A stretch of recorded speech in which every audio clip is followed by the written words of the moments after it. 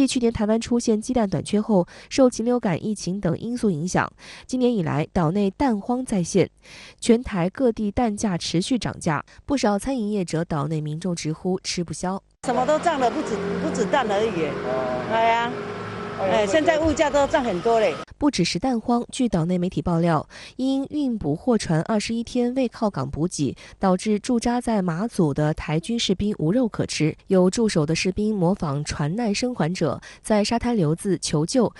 写下“伙房都没肉，肚子饿只能吃罐头”。伙房主菜都是白饭等字句表达抗议，要求台防务部门立即查处，不能让士兵无肉无蛋吃。照片随后被网友上传至网络，引起岛内舆论讨论。真的是说多惨就有多惨，对吧？就在台湾从军的，就各个阶层来看，你都不会觉得它是一个什么好的待遇或好的职业，甚至连一个最基本的尊重都没有啊，或者很尊严都没有啊。台当局防务部门回应称，负责运补冷冻副食的军租民船近期因海象不佳严航，复因故障维修，致无法运送冷冻副食品。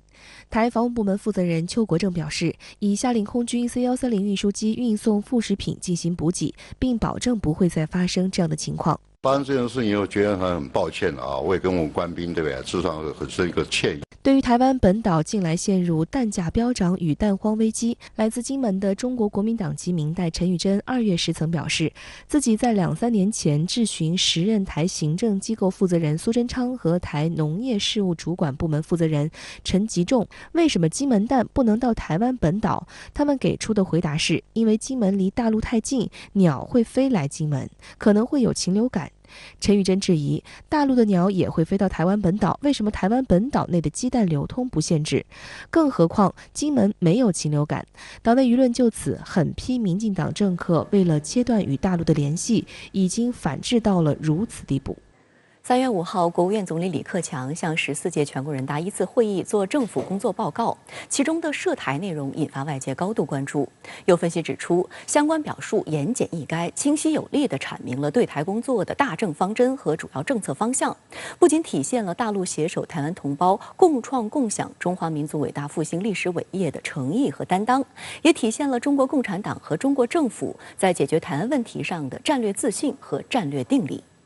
台湾媒体及社会密切关注今年政府工作报告的涉台表述。台湾工商时报以两会登场扩大内需拼经济为题报道称，随着防疫政策的调整及稳增长政策的推出，多家机构上调今年大陆经济增长预期。台湾资深媒体人雷倩观察指出，过去10年大陆取得了巨大成就，10年中整个经济的量体翻了1倍，这样的成绩是在同时农村脱贫。同时呢，在那个通货膨胀是在可控的范围，失业率非常低，政府的财政赤字非常的低啊。像譬如说，现在讲今年过去5年的财政赤字的率都在2-3左右，2%、3%。那这个跟美国对比起来，就是天壤之别了。岛内舆论还特别关注两岸关系未来走向。今年的政府工作报告强调，我们要坚持贯彻新时代党解决台湾问题的总体方略，坚持一个中国原则和9·2共识，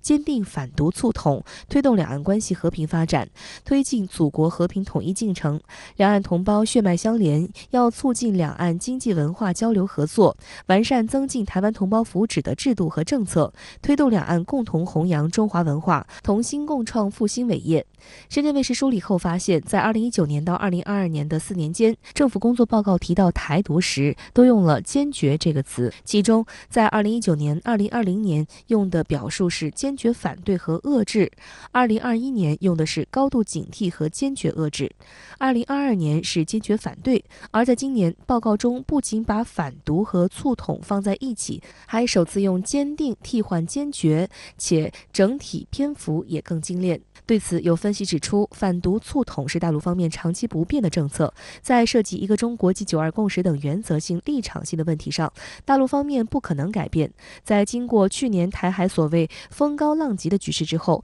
大陆对外部干涉势力及岛内台独分子扰乱台海的伎俩有了充分掌握。今年的政府工作报告用坚定反独促统来表述，体现出中央更加沉着的战略定力，对维护台海和平、对推进统一进程也更加自信，一切尽在掌握中。